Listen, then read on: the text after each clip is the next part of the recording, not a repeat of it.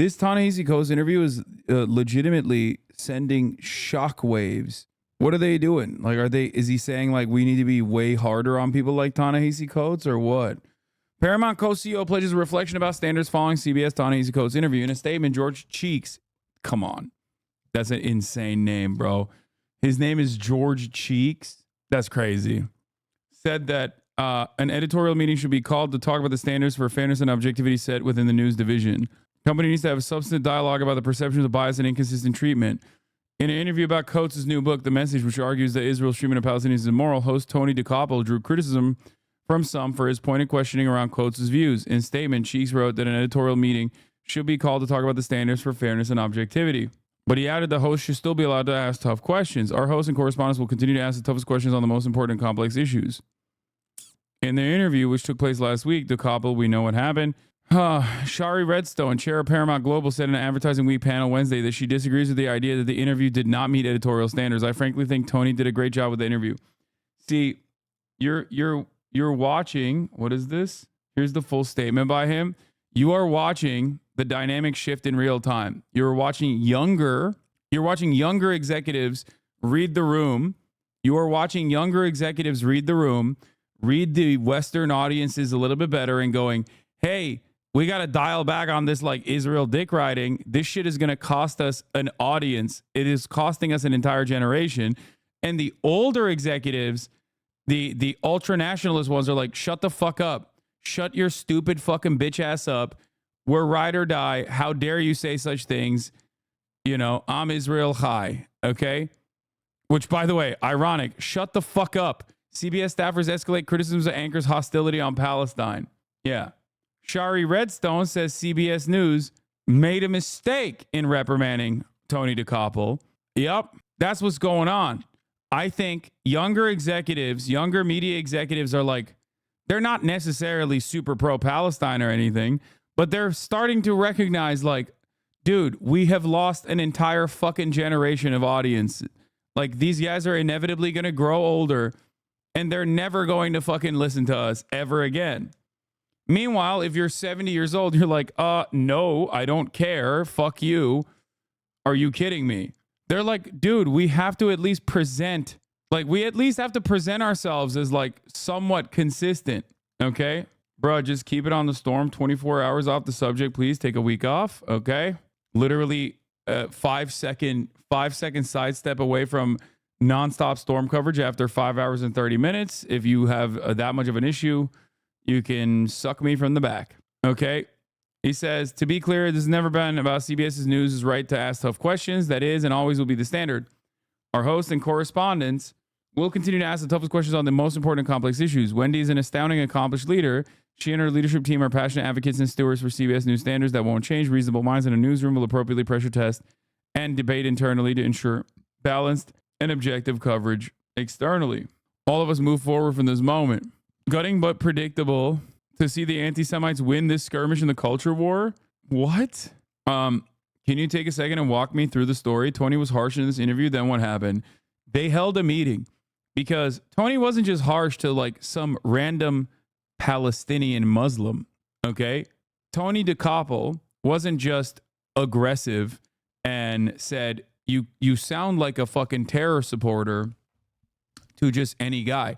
He didn't say that to someone like myself, which would have obviously not made shockwaves in a similar vein.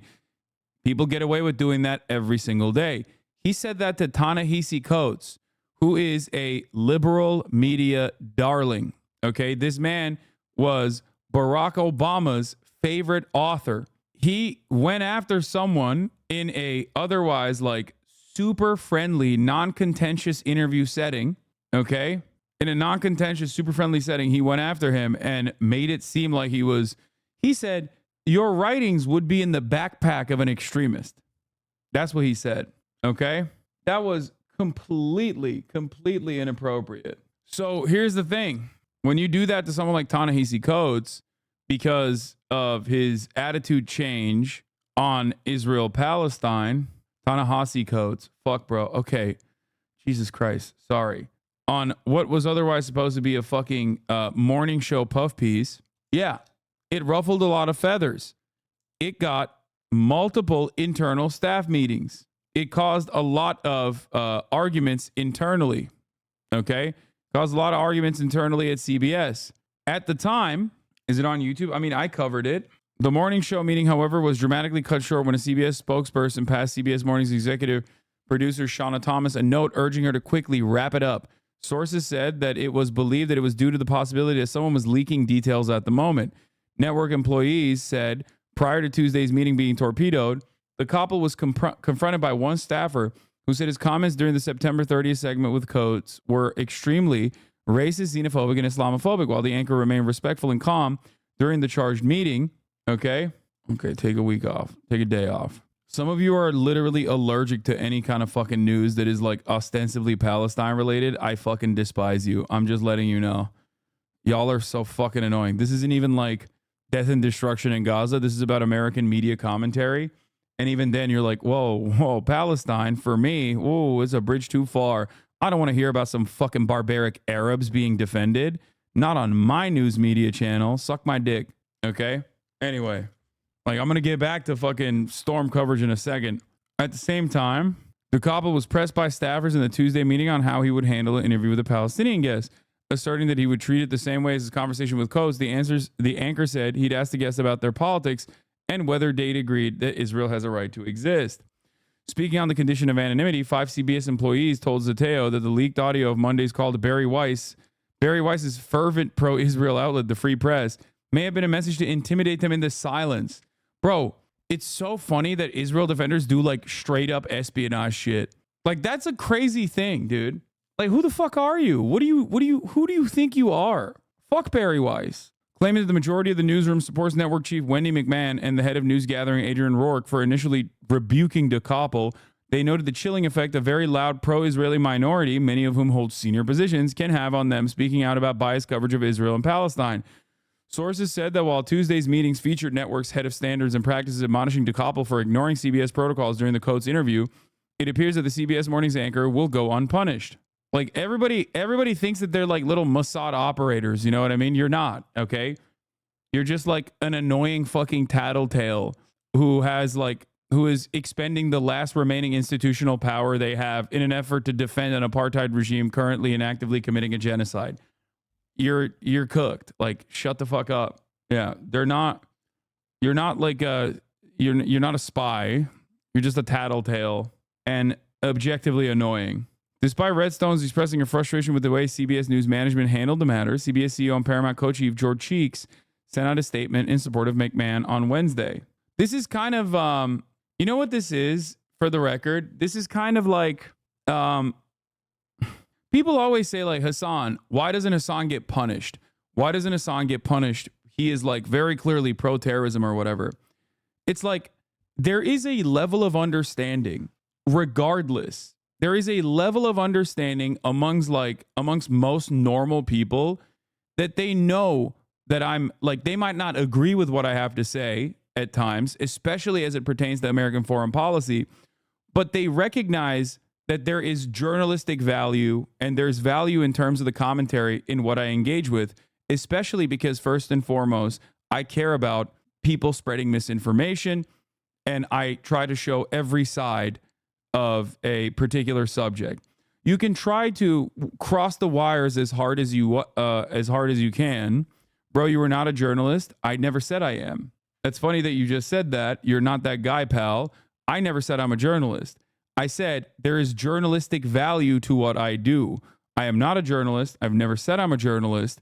But having said that, of course, even the Timothy Charlemagne interview that I did, a lot of people hate that. A lot of people hated that. They complained about it nonstop. What a lot of people also don't know is that New York Times reporters reached out to me to get access to this person. NBC reporters reached out to me to get access to this person because they too also saw that there was value in interviewing this person. Okay? There's a reason why, while I never maintained the position that I'm a fucking journalist, okay, because I'm not, there are certainly other journalists and editors and people inside of American news media that are doing objective reporting that see value in my coverage, okay? You can try to massage the reality. You can try to shift it in a way that benefits your propagandist purposes, but ultimately it doesn't matter. Like people who are people who are more knowledgeable on the situation, like award-winning, celebrated, well-decorated veteran journalists like Jeremy Scahill, see a very different reality there. Okay, so that's the reason why you most likely get confused if you are primed into believing that I somehow have tremendous institutional influence in the halls of Twitch and Amazon or whatever. It's not that at all. You find yourself more and more trying to plug this hole that is inconsistent in your mind. You're like, I don't understand. This guy's like, everyone around me in my Discord, everyone in my Reddit is telling me that this person is literally like pro-terrorism, not recognizing that you've been primed by Islamophobia to arrive at this opinion, not recognizing that outside of those bubbles that you're in, many people, no matter how hard you try to massage the truth, especially those who are in this industry, in this business, don't see it the way that you do. And because there's that inconsistency there, kind of like a Trump supporter refusing to recognize climate change, you look for alternative reasons and you engage in these like grander and grander schemes. Like he must have some sort of control, some sort of influence over Twitch. And that's the reason why they're letting him do this sort of thing. Do you see what I mean? If you can't look at something critically, if you can't comprehend what is going on in front of your eyes, you end up making, grand conspiracies up. And that's precisely what's happening in this situation as well. No matter how much these outlets end up presenting a false narrative on Israel, a false narrative that is certainly backed by genuine committed believers at the tippy top of news media, okay? There are still very much normal human beings, especially who are under the age of like 40, okay, who recognize that this interview was ridiculous. The way that Tony DeCoppel presented himself was completely unprofessional, okay? Most people still see the reality. The other institutional power I have, of course, is that I run 3-minute ad breaks at the top of the hour. Ta-Nehisi Coates continued to reflect on his recent CBS Mornings interview during a preview for the upcoming episode of Trevor Noah's What Now podcast. He criticized host Tony for dominating the interview, suggesting it was to the detriment of his colleagues, Gail King and Nate Burleson. In the podcast trailer, Coates discussed a contentious CBS interview about his latest book, The Message. Noah expressed his own frustration with the host's questioning regarding Coates' views on the Israel Palestine conflict. Noah highlighted a specific moment where the host implied that without Coates' name, awards, and publishing support, the content of his book might resemble extremist literature. Coates concluded the podcast by reflecting on his preparedness for such responses, given his extensive research and writing process spanning over a year. Quote from Barry Weiss's op-ed about the CBS meeting. There are some people at CBS who think that Israel's existence as a state should be a part of a fair conversation, said one CBS source. Can you imagine journalists having that conversation about any other country? I can. As a matter of fact, they don't even have that as a theoretical conversation. They have that conversation regularly about every single nation that is outside of the sphere of American influence. So that's a ridiculous question. One that you can only have if you've never even entertained the alternative and you just take it for granted that everyone feels that way. Anyway, the 3-minute ad break is upon us regardless. Here it is. So that's it. That's what's funny about this, is that the fair conversation that should be taking place that Ta-Nehisi Coates was having is not whether or not Israel should exist. It's whether or not Israel should exist in the ways that it currently does. And the answer is one that Zionists do not like, because the answer is no. Israel should not exist as an apartheid state. That is a very simple, very easy answer to a not so complicated question. Everything else that counters that narrative is just basically trying to claw your way up back to this fucking mountain where you want to posture yourself as a moral person in polite society as you simultaneously present the most fascist arguments I've ever heard in my entire life.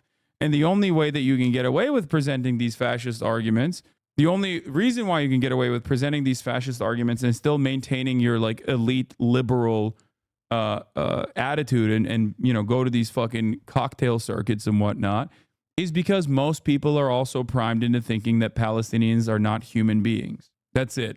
Furthermore, the ADL met with McMahon this week and made it clear that DeKoppel merely challenged Coates' one-sided views on the Israel-Palestine conflict. The ADL as an institution has lost all fucking significance, has lost all relevance, and it's really funny. And I suspect, this is anecdotal, obviously, I suspect the ADL no longer has relevance even like inside of the Jewish community in the United States of America, because I saw Zionist Jews getting mad at the ADL time and time again for some of the very obvious missteps that they made in an effort to like lend credibility to people who were serial anti-Semites like Elon Musk, right? Like that was such a bold move from the Apartheid Defense League that the former president of the ADL was like, what the fuck are you doing? The ADL has lost so much favor that even fucking Wikipedia doesn't consider it to be like a solid resource. Lost in all this kerfuffle, though, the fact that DeKoppel, by his own admission, believes that he is above the law. While the network has strictly defined rules that the rest of his news colleagues followed, DeKoppel essentially let them know on Tuesday that those rules don't apply to him. Meanwhile, morale continues to sink at CBS News over how all of this is played out, especially with Tuesday's meeting falling apart quickly, which left Thomas, who oversaw the meeting, in tears. Still, a network insider pointed out that there is an enormous amount of support for Wendy and Adrienne and the team who reviewed this and worked on this. The final straw. Even before Coates was all but accused of being anti-Semitic by DeKoppel last week, the CBS anchor had raised eyebrows at the network over the past year with his overt editorializing, especially regarding topics involving Israel and Gaza. If Tony would just shut the fuck up, none of this would be happening, one CBS insider told Zateo. For instance, following a report on April in the University of Southern California canceling its Muslim valedictorian speech over safety concerns, in air quotes, due to her pro-Palestinian views, DeKoppel said it spoke to a bigger debate about what's acceptable public speech and suggested the student had called for the complete abolishment of Israel, prompting internal complaints. She had not. Okay? Additionally, sources who spoke to Zateo noted that the Coates interview wasn't the only moment from the September 30th broadcast that left staffers and management displeased with DeKoppel. Reporting from the ground in Beirut following the assassination of Hezbollah leader Hassan Nasrallah and amid Israel's ongoing airstrikes, CBS foreign correspondent Imtiaz Tiab noted that Israel was preparing a ground invasion that has the potential of being far deadlier than anything we've seen so far. Wrapping up the segment, DeKoppel added, if Hezbollah thought that Israel was going to graciously... I remember this. I remember covering this in real time. I remember this news broadcast because I was in awe that he had the audacity to fucking say this out loud. If you recall, we watched it in real time. If he said... If Hezbollah thought that Israel was going to graciously take a year full of rockets, Hezbollah miscalculated. While reporting from a literal war zone, Tiab appeared somewhat irked with his colleague's flippant remark. DeKoppel, meanwhile, quickly segued into an interview with former Trump National Security Advisor H.R. McMaster to talk about the violence in the Middle East, who wasn't subjected to any real level of scrutiny from DeKoppel. Anyway, but yeah, it was the sit down with Coates promoting his new book, The Message, that was the straw that broke the camel's back. While co-host Nate Burleson stuck to the plan with his first question, DeKoppel immediately deviated from the script. The anchor said Coates' book would not be out of place in the backpack of an extremist, wondered if the author was offended by the Jewish state, and questioned why he didn't include appropriate context about the Palestinians' role in their own oppression, to which I think Ta-Nehisi Coates dealt with graciously, maintaining his moral clarity on the utterly unconscionable and inhumane system of governance that is apartheid. That is what Israel is. He also, in my opinion, did a fantastic job saying you can get that perspective in every fucking outlet of mainstream media, in every goddamn mainstream media news outlet. Rarely does anyone ever talk about the plight of the Palestinians. He did a fantastic job. He did not come across angry. And I think part of that is because Ta-Nehisi Coates is not Palestinian. He's not Arab. He's not Muslim. Okay? Not only is he, very well media trained, but beyond that, I think considering that he even worked for The Atlantic, which is run by a fucking former Israeli concentration camp guard, um, he has never had to withstand this kind of scrutiny before, so it's not as emotionally impactful to him directly. You know, he was not baited by it. Yeah, there's no shortage of that perspective in American media. Coates calmly responded. The couple's hijacking of the interview left both Burleson and co-host Gail King largely sidelined throughout the discussion. In fact, King had planned to ask Coates about Hamas's role in the war with Israel, something that the author revealed in a podcast interview with Trevor Noah. According to Coates, King had approached him backstage with his book full of her handwritten notes, explaining that she was going to ask him some specific questions. Well, on the one hand, the couple probably did me a service by just kind of commandeering that interview. I don't think he did Nate and Gail a service, and I'm really, really sorry for them, he told Noah. But yeah, a lot of people understandably ripped into this interview, and it is kind of shocking that Ta-Nehisi Coates was able to learn all of the lessons that Western defenders of Palestinian emancipation and activists have learned over the course of many, many decades, seemingly overnight. Okay, because his change of heart came, I think, like a couple years ago, but like he very actively started talking about this a couple months ago, post October 7. The way to, you always, and I repeat this to a lot of new leftists out there, if you are thinking that you can be even a fraction as callous in your indifference to violence in the same way that defenders of Israel are in broad daylight, and they can call for your death if they want to without any sort of scrutiny whatsoever. Many such examples. Sarah Silverman, what is it? Amy Schumer, fucking, Rabbi Shmuley, many examples in Western media of such a reality. You would be wrong if you think that you can be as callous. You can't. You have to always put your best foot forward.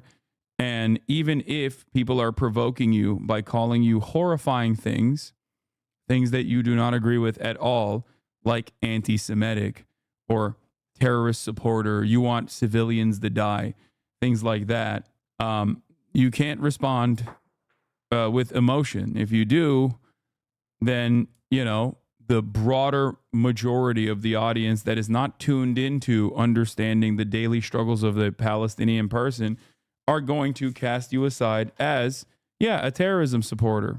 Anyway, we're going to get back to the eye of the storm, which is now on its way to hit. Sherry Redstone, the media mogul behind Paramount, which owns CBS News, voiced her disapproval on Wednesday regarding the network's decision to reprimand morning show anchor Tony for his handling of an interview with author Ta-Nehisi Coates. They made a mistake here, Redstone said during an appearance in Midtown Manhattan, adding, I think we all agree that this was not handled correctly. Her comments have intensified the ongoing turmoil within CBS News, following criticisms of Dokopil by top executives during a Monday newsroom-wide call. They claimed his interview with Coates had failed to meet editorial standards. In the interview, Dokopil questioned Coates' views on the Israeli-Palestinian conflict, notably challenging a section of Coates' new book, which likens Israel's treatment of Palestinians to Jim Crow laws. Dokopil remarked that such content would not be out of place in the backpack of an extremist. When asked on Wednesday if she believed Dokopil's questioning violated CBS's standards, Redstone firmly responded no. Redstone's role overseeing CBS News is likely coming to an end soon, as Paramount is in the process of being sold to Skydance, with the deal expected to close next year. If you found this video informative, then make sure to hit the like button and subscribe to this channel for more videos like this, and thanks for watching.